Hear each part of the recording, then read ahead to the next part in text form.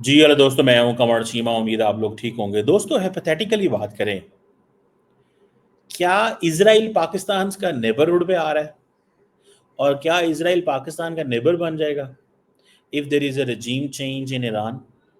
Hypothetical offensive question कर रहा हूँ, हाइपोथेटिकल एंड ऑफेंसिव क्वेश्चन कर रहा हूँ। देखिए, इस चीज को आप जेहन में रखें।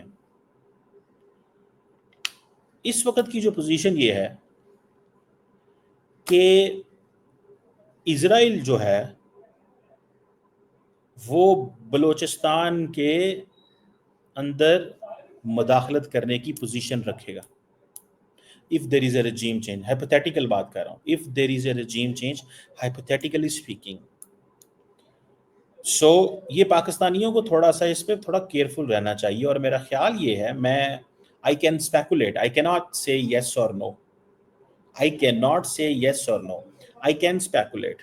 मुझे लगता है कि Pakistani government might have been telling the rest of the world but that you need to stop, Israel को रोकना चाहिए। और अगर इसराइल को नहीं रोका जाता और इसराइल ईरान के ऊपर कंप्लीट अपनी मर्जी से रजीम चेंज करवा लेता, गो के अमेरिकन ने कहा है कि there will not be regime change, the strikes in Iran was not regime change, Israel चाहता है रजीम चेंज हो।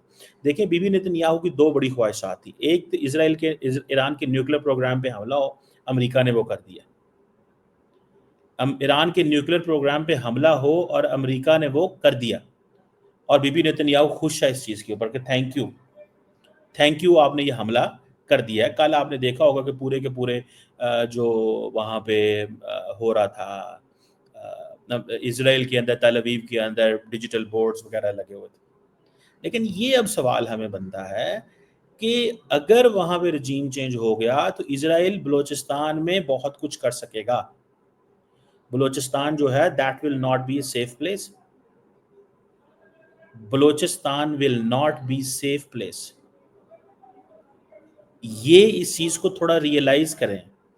बलूचिस्तान जो है ना, वो एक पुरअमन जगह मज़ीद नहीं रहेगी। ये पाकिस्तानियों को इसकी फ़िक्र होनी चाहिए, क्योंकि इजराइल तो आपके नेबरहुड में बैठ जाएगा, रजीम चेंज हो जाएगा, प्रो इजराइल अगर गवर्नमेंट आ जाती है वहाँ पे, कुछ ऐसे लोग आ जाते हैं जो इस वक्त मौजूदा एंटी सिस्टम के खिलाफ हैं, इसके वो अगर खिलाफ हैं तो ये चीज़ों को थोड़ा समझने की ज़रूरत है। मैं इस चीज़ को बार बार, जो मैंने थोड़ा स्टडी किया कि इंडिया जो है एक तरफ होगा आपके, India on one side, Israel on other side, India on one side, Israel on other side. दो आपके जो नेबर कंट्रीज हैं, ईरान इंडिया के साथ तो पहले ही नहीं बनती, इंडिया के साथ तो पहले ही नहीं बनती, तो फिर क्या होगा भाई? आगे क्या होगा? हम किधर जाएंगे? ये हमारे लिए बड़े इंपॉर्टेंट सवाल हैं। इन सवालों को स्टडी करना, समझना, that makes a lot of sense. ये इसकी बहुत ज़्यादा सेंस बनती है, आपको पता है इस चीज़ का। ठीक है जी। सो हमें इस चीज़ को थोड़ा सा इस मिजाज से देखने की ज़रूरत है कि हमें हमारे बॉर्डरिंग एरिया में अगर ईरान में रजीम चेंज हो जाता है तो we will be in trouble. हमें क्या करना चाहिए? What should Pakistan do? Pakistan is supporting diplomatically and politically to the Iranians. हम किसी जंग का हिस्सा नहीं बनना चाहते, neither we can afford, nor it is our war, nor हमें इस चीज़ का मसला नहीं है।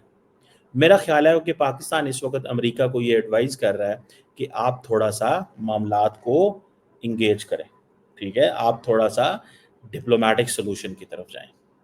और आपने अगर रजीम चेंज किया तो पॉसिबिलिटी है कि it will be another Syria, it will be an other Iraq, it will be another Libya, it will be another Yemen may be. So be careful. मेरा ख्याल है कि पाकिस्तान इस हवाले से बता रहा है। तो इस चीज़ को ये देखें, इंडिया को तो कोई फ़र्क नहीं पड़ता। इंडिया को तो देखें, अगर अब pro Israel regime is in Iran if this war continues. अब देखें ना, ईरानी जो जो फॉरेन मिनिस्टर है, ही इज़ इन मॉस्को। ईरानी foreign minister is in Moscow. याद रखें, टू टेक एन एडवाइस कि क्या करें। जो डोनाल्ड ट्रम्प ने उनके लिए पंडोरा बॉक्स खोल दिया है कि अगर अटैक नहीं करते तो क्रेडिबिलिटी ख़त्म हो जाती है, अटैक करते हैं तो कंप्लीट एनिहिलेशन हो जाएगी। तबाही बर्बादी होगी वहाँ पे, तबाही व बर्बादी के चांसेस ज़्यादा हैं। इस चीज़ को थोड़ा सा अंडरस्टैंड करें इस पे।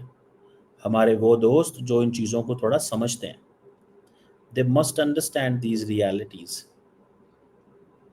कि अगर if it continues this way, ये चीज़ें ऐसे ही चलती रहीं तो हमारी तो वो जिसे कहते हैं ना धड़न तख्ता हो जाएगा। मैं सच्ची बात बता रहा हूँ आपको। सो हमें बहुत केयरफुली अपने कार्ड्स खेलने हैं। मिडल ईस्ट, हम we are basically the immediate neighbours of the Middle East. So जो इस वक्त पाकिस्तान की वो जो है ना पोजीशन है, वो जो पाकिस्तान की पोजीशन है इस वक्त, वो पोजीशन बड़ी क्लियर है कि हमें मिडल ईस्टर्न ममालिक के साथ मिलके एक सॉफ्ट सपोर्ट अमेरिका को देनी चाहिए और अमेरिका के साथ राब्ते में रहना चाहिए, ना कि हम इन चीज़ों में पड़ जाएं और हम इसको इस्लामिक कार्ड खेलें और ये कार्ड वो खोलें। ये इस्लामिक कार्ड हमें सूट नहीं करता। जिन लोगों को नहीं पता मैं उनको थोड़ा सा बता दूं। कई लोग होते हैं हमारे जज्बाती लोग हैं ना, ट्रस्ट मी, हमारे लोग बड़े जज्बाती हैं, वतन से मोहब्बत करते हैं, प्यार करते हैं, ये नहीं है कि कोई ऐसी बात है, लेकिन फिर भी जज्बाती हो जाते हैं और वो समझते हैं कि नहीं यार, हमने तो जो बस वो जिसे कहते हैं ना हर लिहाज में हमें वो स्टैंड लेना है और करना है और इस तरह की चीज़ें। सो मुझे जब मैं इसको देखता हूँ तो मैं दैट्स व्हाट आई से कि we have to be very very careful. हमें थोड़ा केयरफुल रहने की ज़रूरत है। ये ऐसे ना हो कि हम फंसे हों किसी चीज़ में, हम किसी चीज़ में फंसे हों। ये हमें अब यहाँ से बचना है। और मैं एक बात बताऊँ, इंडिया हर काम भी करे ना, इंडिया के साथ अमेरिका के मामलात बड़े ज़बरदस्त हैं। पूछें क्यों? ज़्यादा से ज़्यादा क्या होगा? ज़्यादा से ज़्यादा क्या होगा? ज़्यादा से ज़्यादा क्या होगा? इंडिया को तो कोई फ़र्क नहीं पता, इकोनॉमिकली इंडिपेंडेंट कंट्री है। इंडिया के तो ग्रेट पावर एम्बिशंस हैं, तो इस वजह से उसको प्रॉब्लम है ना। इंडिया की सर्वाइवल में तो कोई प्रॉब्लम नहीं है, हमारी तो सर्वाइवल भी एट स्टेक है। समझ रहे हैं? हमारी तो सर्वाइवल भी एट स्टेक है। So that is where we have to you know be careful. Our commitments, our everything needs to be the way we want, हम जिस तरह चाहते हैं। मुझे ऐसा लगता है, हमारे दोस्तों को पता नहीं क्या लगता है, कैसे लगता है, आई डोंट नो, लेकिन मुझे ये ज़रूर लगता है कि इसको इस अंदाज से देखा जाए। ठीक है जी। अब देखते हैं कि एक हम जो है हमारे नेबरिंग कंट्री में कौन आता है। इसको इस चीज़ इसको इस एंगल से देखें ज़रा आप, फिर आपको पता चलेगा जो मैं बात आपसे कर रहा हूँ। नेबरिंग कंट्री बनने जा रहा है आपका इज़राइल, इफ़ रजीम गेट्स चेंज्ड। ये अमेरिका की मर्ज़ी नहीं है, बिकॉज़ रजीम चेंज के लिए आपको बहुत ज़्यादा खून खराबा करना होगा। इज़राइल खून खराबा करने के लिए तैयार है, उसकी वजह ये है, एक इज़राइल का यार फ़ौजी नहीं मरा अभी तक। इरानियंस के तो उन्होंने टॉप जनरल 5 मिनटों में फायर कर दिए। 5 जनरल उन्होंने जनरल्स 5 मिनटों में पहले फायर कर दिए। आगे आप खुद अंदाज़ा लगा लें मैंने आपको क्या बताना है और क्या नहीं बताना। Do I need to explain this anything to you? No. So, welcome to Israel on our neighborhood if there is a regime change.